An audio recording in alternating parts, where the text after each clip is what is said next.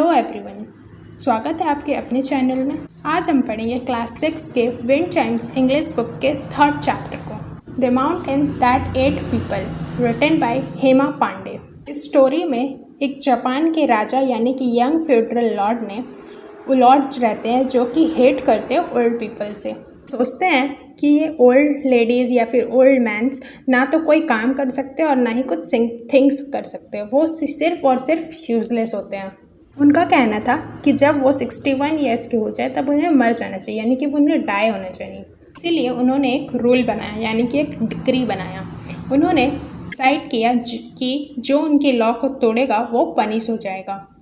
Law था कि जिनके भी ओल्ड पेरेंट्स हैं या फिर कोई भी ओल्ड मैन है या फिर ओल्ड लेडीज़ है जिनका ईयर 61 से ज़्यादा है, उनको डेंस फॉरेस्ट में छोड़ दिया जाएगा या फिर उन्हें हाई माउंटेन पे छोड़ दिया जाएगा। सिटी के नियर ही एक माउंटेन था जिसका नाम पड़ गया था the mountain that ate people. Mountain में बहुत सारे वाइल्ड एनिमल्स थे जो कि पीपल्स को ईट कर लेते थे। सिटी में एक फार्मर रहता था जो कि अपनी मदर के परमिशन के बिना कुछ नहीं करता था। वो अपनी मदर से बहुत प्यार करता था। बट एलास उसकी मदर भी तो ग्रो होंगी ना। उनकी मदर का भी 61 ईयर्स आया।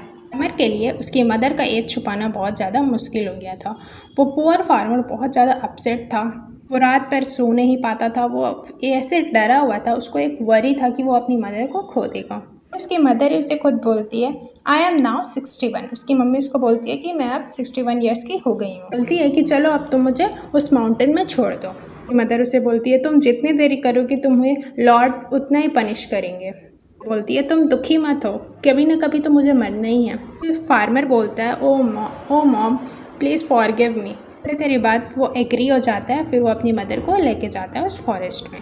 जब वो अपनी मदर को फॉरेस्ट में ले जा रहा होता है तभी उसे कुछ क्रैक आवाज़ देता है। तो वो अपनी मदर को बोलता है, जो मदर रहती है वो उसके पेट पे बैठे रहती है, मतलब वो ओल्ड रहती है तो चल नहीं पाती तो उसके पेट पे बैठे रहती है। और वो क्या करती है कि पेड़ से टहनी या फिर डाली उली तोड़ के लकड़ी उकड़ी वो नीचे फेंकते रहती है। तभी वो पूछता है तो मदर आप क्यों फेंक रहे हो ऐसा? कि मदर बोलती है उसे मुझे तो पता है मैं कल तक जिंदा न रहूँगी, पर ये रास्ता बहुत डेंजरस है तो इसीलिए मैं तुम्हारे लिए फेंक रही हूँ कि तुम इन लकड़ियों को देख देख के तुम वापस जा सको।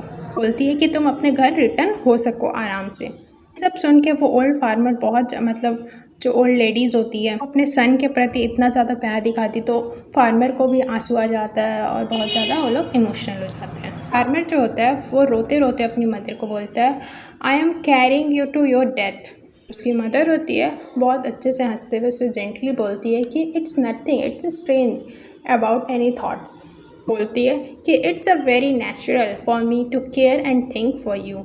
जो पुअर फार्मर होता है वो बोलता है never I will not going to take you that forest, I can't live in this dreadful place.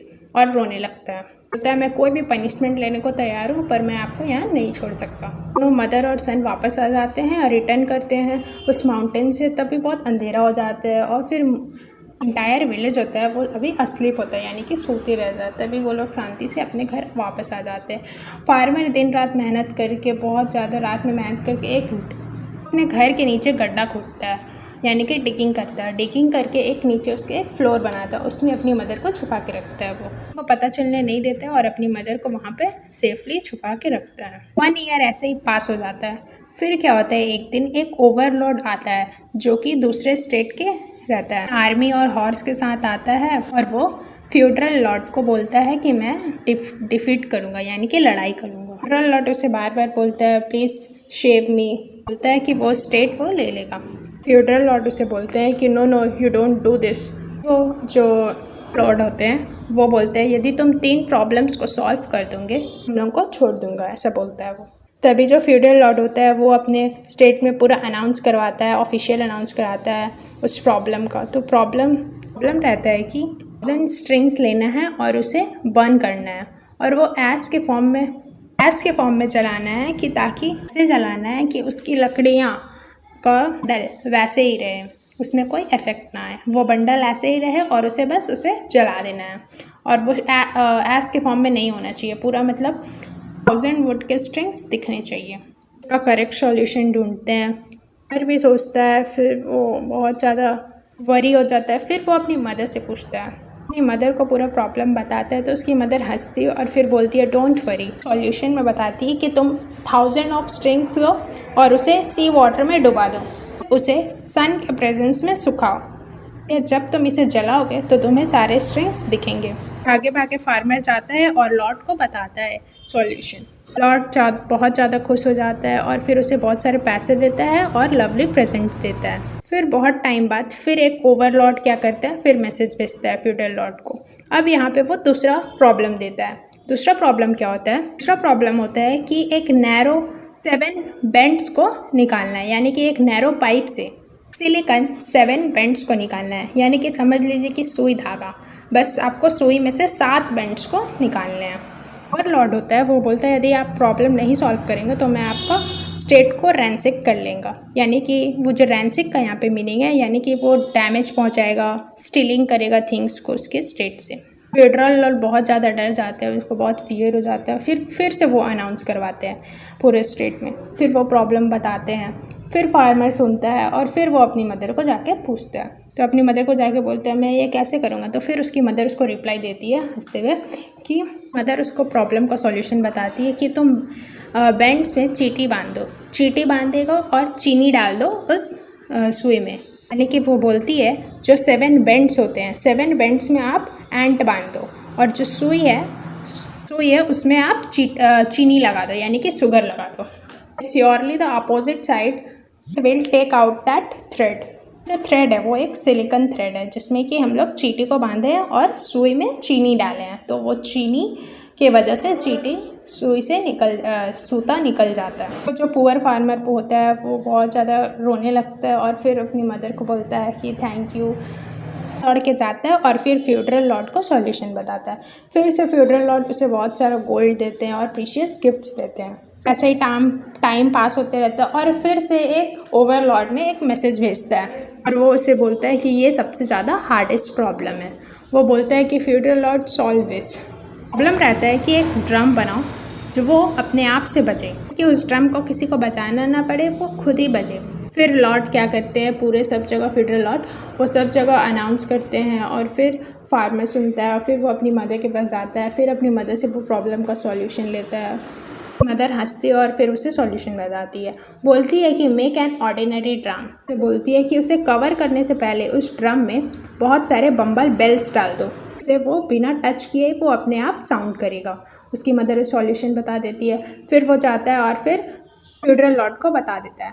अभी फार्मर बहुत ज़्यादा एक्साइटेड होता है कि उसने बहुत सारे प्रॉब्लम्स को सॉल्व करके बताया फ्यूडरल लॉर्ड को। सॉल्यूशन सुनने के बाद जो फ्यूडरल लॉर्ड होता है वो बहुत ज़्यादा खुश हो जाता है और फिर से वो अपने नेक का हार या फिर कुछ पियर्स फार्मर को खुशी से दे देता है।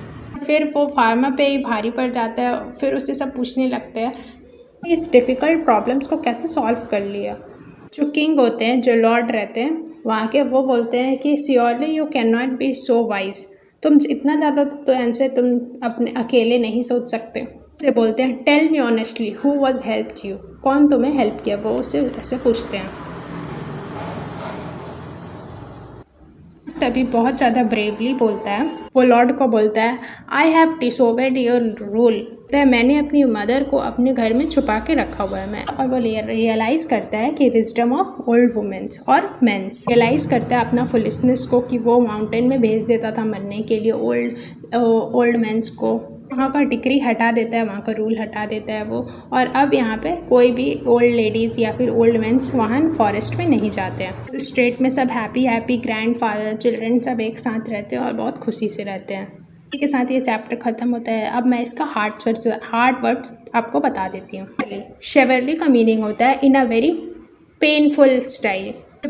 विपिंग का मतलब यहाँ पे है रोना, यानी कि क्राई करना। सॉरोफुल यहाँ पे है आपका हार्ट ब्रेकिंग या फिर उदास हो जाना। टेरिफाइड का यहाँ पे मतलब है फियर, डरना। प्रॉस्पर का यहाँ पे मीनिंग है सक्सेसफुल। जुबिलेंट का मतलब है एक्सट्रीमली हैप्पी, बहुत ज़्यादा खुश होना। डिक्री यहाँ पे है एन ऑफिशियल ऑर्डर और decision made by a ruler of a country के रूलर ने एक रूल बनाया, उसे बोलते हैं डिक्री। सॉफ्ट मतलब यहाँ पे होता है क्राई और से समथिंग, मतलब रोते रोते सब कुछ बोलना। डेजोलेट यहाँ पे डेंस है, यहाँ पे डेजोलेट का मतलब है डेंस। कामली का यहाँ पे मीनिंग है स्ट्रॉन्ग इमोशन वाला। फॉलिक, फॉलिक मतलब है leaves of the plant. Dismal, dismal का मतलब है यहाँ पे ग्लोमी और होपलेस। बिटरली, बिटरली मतलब होता है एंग्रीली। ग्लैडली, ग्लैडली मतलब होता है ईगरली। पीटी, पीटी का यहाँ पे मतलब है डिसअपॉइंटेड। डम्बफाउंडेड, डम्बफाउंडेड का मतलब है एक्सट्रीमली सरप्राइज्ड। रैंक सेंक, रैंक सेंक का मतलब है यहाँ पे go through a place stealing three and damaging damage. Things and causing damage, causing damage यानी कि वहाँ के कुछ सामान को नुकसान पहुँचाना या फिर वहाँ पे चोरी करना। प्रोक्लेमेशन, प्रोक्लेमेशन यहाँ पे मतलब है ऑफिशियल अनाउंसमेंट। हार्श मतलब है यहाँ पे to make someone life unpleasant. क्वैक्ट मतलब यहाँ पे शेक करना। कन्विक्शन, कन्विक्शन मतलब होता है फॉर्मल डिक्लेरेशन। करेजियसली, करेजियसली मतलब होता है bravely. Last word is folly, folly मतलब होता है फुलिशनेस। तो चलिए इसी के साथ ये चैप्टर ख़त्म होता है। Thank you. यदि आपको ये वीडियो अच्छा लगा तो इसे लाइक करें, शेयर करें और सब्सक्राइब करें।